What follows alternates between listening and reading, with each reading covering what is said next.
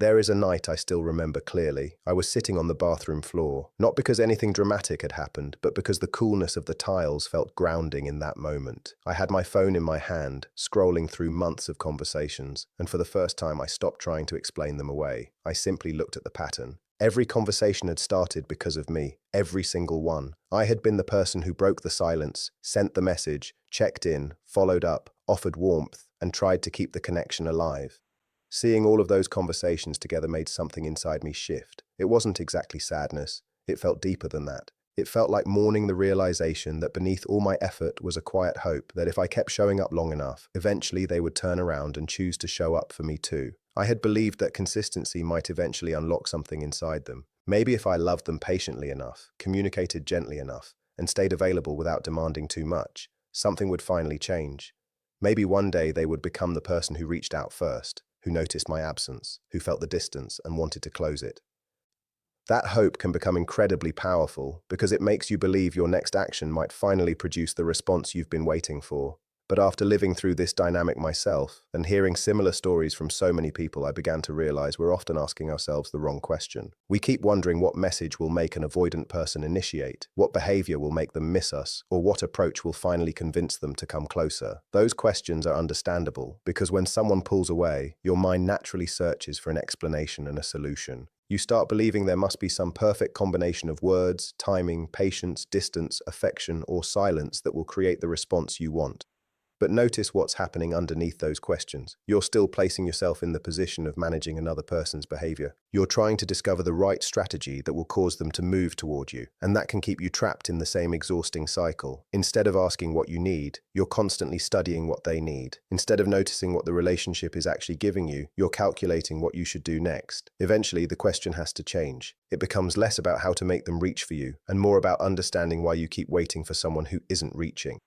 This is where attachment research gives us something important to understand. Researchers often describe certain patterns in avoidant attachment as deactivating strategies. These are automatic psychological responses that help a person push down attachment needs, reduce emotional dependence, and create distance when intimacy begins to feel uncomfortable. The important thing to understand is that these reactions aren't necessarily conscious decisions. When an avoidantly attached person's attachment system becomes activated, closeness itself can begin to feel threatening. The more emotionally significant the connection becomes, the stronger the instinct to create distance may become. From the outside, that can look confusing. You may be offering affection, understanding, and reassurance while they seem to experience the growing closeness as something to escape rather than something to relax into.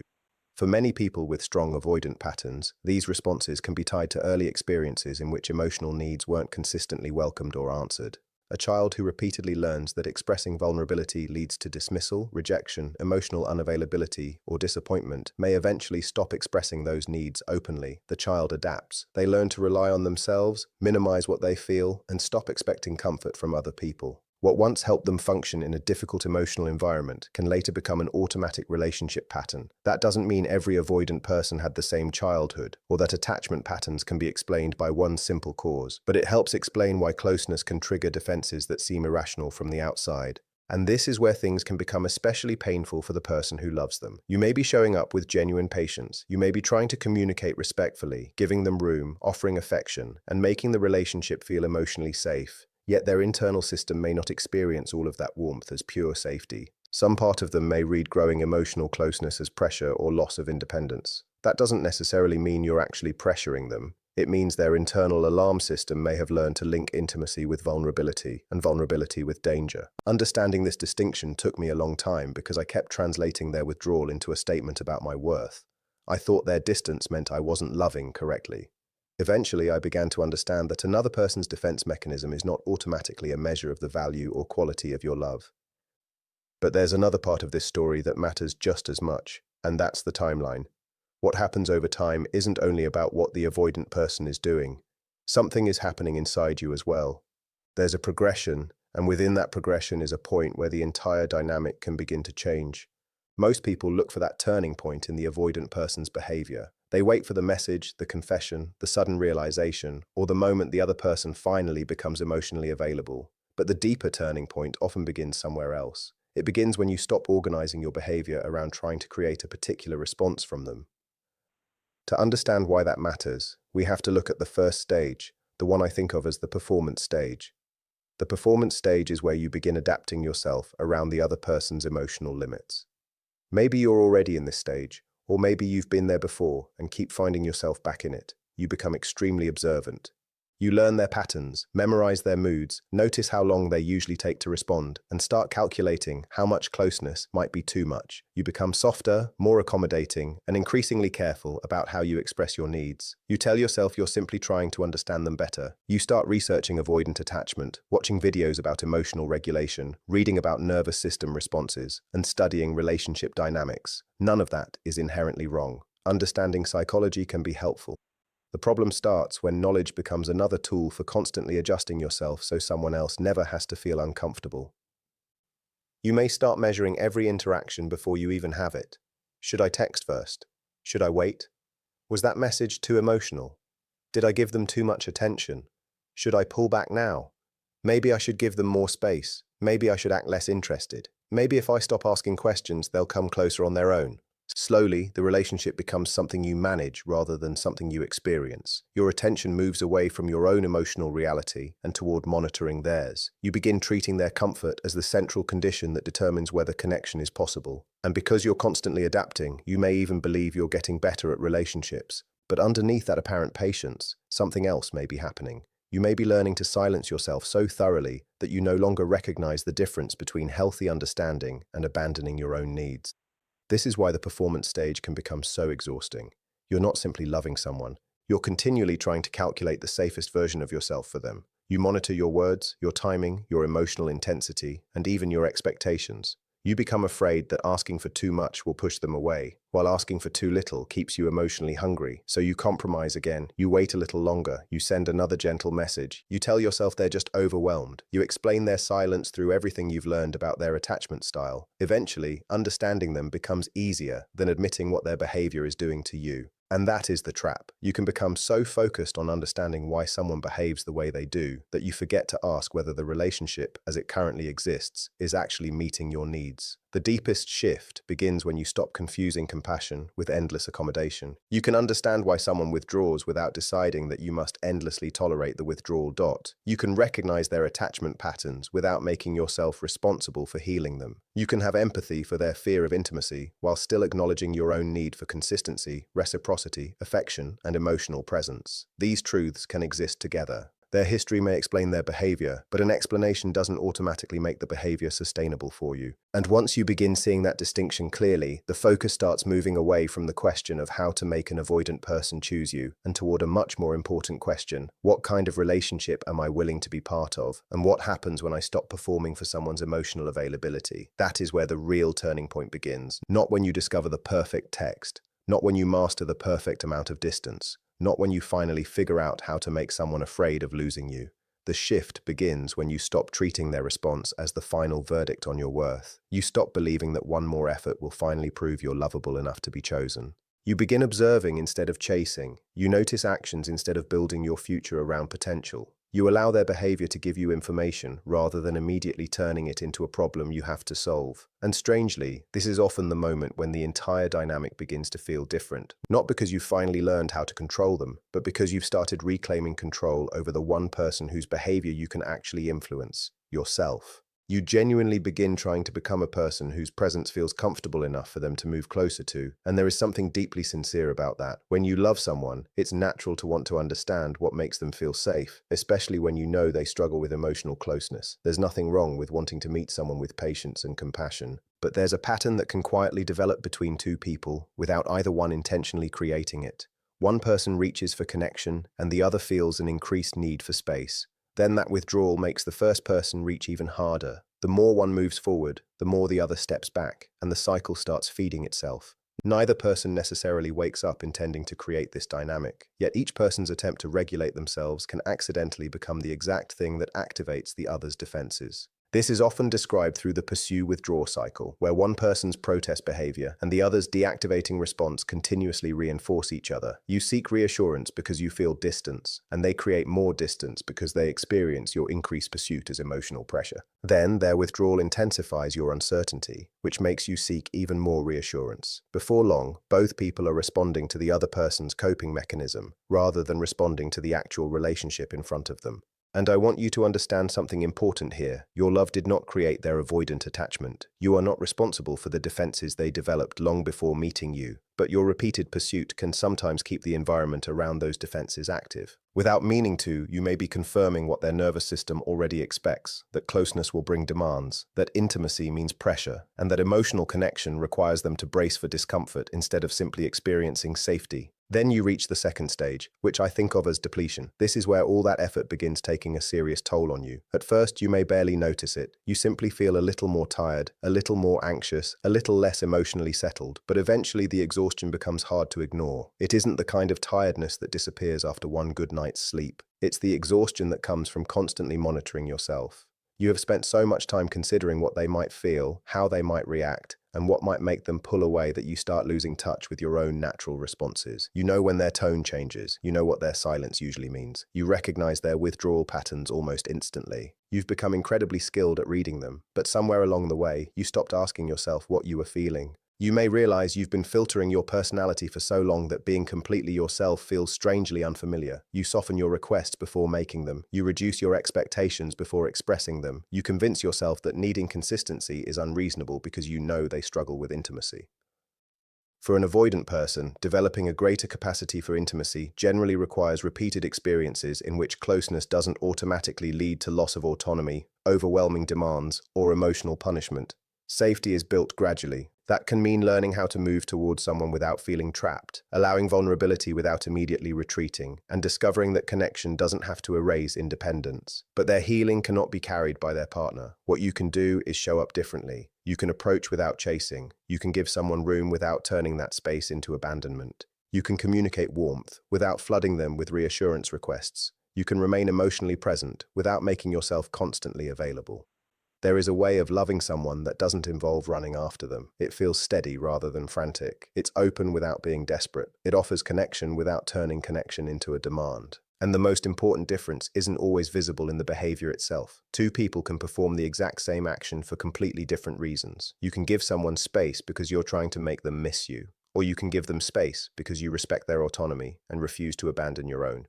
You can send a loving message because you genuinely want to express something, or you can send it because you're hoping it will finally trigger the response you've been waiting for. From the outside, those actions may look identical. Internally, they're completely different experiences. Your nervous system knows when you're acting from fear and when you're acting from groundedness. That's why reclamation matters so much. The goal isn't to perfect your technique. The goal is to stop living in a state where every action is secretly an attempt to produce a particular reaction from someone else. There's also an important physiological dimension to consider. Chronic stress can affect the way people experience bonding, emotional closeness, and connection. When someone's nervous system has spent years operating in a heightened state of stress, experiences that are supposed to feel comforting can sometimes feel unfamiliar or even uncomfortable. The body doesn't automatically interpret closeness as safety simply because closeness is objectively safe. The nervous system learns through repetition. If intimacy has historically been linked with pressure, conflict, criticism, or loss of autonomy, then even genuine affection may initially trigger defensive responses. This is one reason why you can't simply make yourself more available and expect another person's internal alarm system to switch off. You cannot force someone into feeling safe. What you can control is whether you keep adding pressure to the dynamic by chasing, over-explaining, constantly checking, or trying to secure an outcome. That brings us to the fourth stage, which I think of as arrival. Arrival is important to understand because it may not look like the dramatic transformation you've imagined. It doesn't necessarily begin with a huge confession, a perfectly worded declaration of love, or suddenly becoming emotionally expressive overnight. Sometimes arrival is surprisingly ordinary. It might be a message that actually contains substance instead of a vague check-in. It could be them acknowledging something they previously avoided discussing. It might be an apology that doesn't come with excuses. It could be a moment when they initiate contact simply because they genuinely want connection, rather than because they're responding to your pursuit. You'll notice the difference because the energy behind it feels different. It won't feel like another breadcrumb designed to keep the connection barely alive. It will feel like a deliberate movement toward you, even though some part of them may still feel uncomfortable with vulnerability. And that's the distinction worth remembering. Real movement toward intimacy doesn't mean fear disappears. An avoidant person can still feel nervous about closeness and choose to move toward it anyway. They may still need space sometimes. They may still have moments where their old defenses appear. The difference is that they begin taking responsibility for what happens next. They don't make you carry the entire relationship. They start initiating, communicating, repairing, explaining, and participating. Their behavior begins to show that connection is becoming something they're willing to actively build, rather than something they simply receive when you create all the conditions for it. Arrival isn't perfection, it's reciprocity. It's the moment you no longer have to manufacture every opportunity for connection, because the other person has finally begun creating some of those opportunities themselves. What psychologists often describe as earned secure attachment is essentially the process of developing healthier relationship patterns through repeated, intentional experiences of safety and consistency. Someone who has spent years relying on avoidant defenses can gradually learn a different way of relating when they genuinely take part in that process. Over time, they may become more comfortable saying when something is bothering them instead of disappearing. They may ask what someone means, rather than immediately assuming criticism or rejection. They may share what they actually feel without bracing for humiliation, conflict, or punishment. These changes are absolutely possible. People can develop more secure ways of relating. But there's one boundary that matters enormously here. Another person cannot create that transformation for them. You can offer kindness, patience, understanding, and emotional safety. But you cannot make someone choose the inner work required to become more secure. And I want you to hear this next part without turning it into another reason to blame yourself. If someone with avoidant patterns hasn't been initiating contact, that does not automatically mean you weren't lovable enough. It doesn't mean you said the wrong thing, cared too much, cared too little, gave too much space, or failed to become the perfect partner for their nervous system. You could have been patient, emotionally mature, understanding, and deeply loving, and they could still struggle to move toward you. Some avoidant people genuinely care about the people they become attached to. Their difficulty isn't necessarily a lack of feeling. Sometimes the problem is their ability to tolerate and express those feelings within close relationships. That inner conflict belongs to them. Their attachment defenses, their fears, their emotional habits, and their willingness to work through those patterns are part of their personal journey. You can walk beside someone, but you cannot walk that path on their behalf. This is why the most meaningful work isn't learning another technique for getting them to reach out.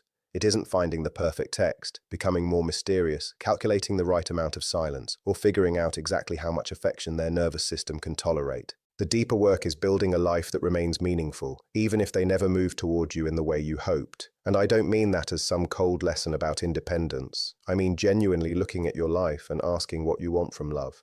What kind of relationship allows you to feel secure, and whether the connection you're receiving is actually compatible with those needs. Someone can be kind to you. They can care about you. They can have beautiful moments with you. And yet what they're capable of offering may still fall far short of what you need to build a healthy relationship. That realization can be difficult because we often focus on someone's potential instead of their current capacity. We see the moments when they're warm, vulnerable, affectionate, or emotionally present, and those moments become evidence of what the relationship could eventually become. Then we tolerate everything in between because we believe the better version is still somewhere inside them waiting to emerge. But a relationship cannot be sustained by potential alone. At some point, you have to look at the pattern rather than isolated moments. What happens consistently? Who initiates? Who repairs after conflict? Who communicates? Who makes space for the other's needs? Who keeps showing up when things become emotionally uncomfortable? Those questions aren't demands for perfection. They're a way of seeing reality clearly.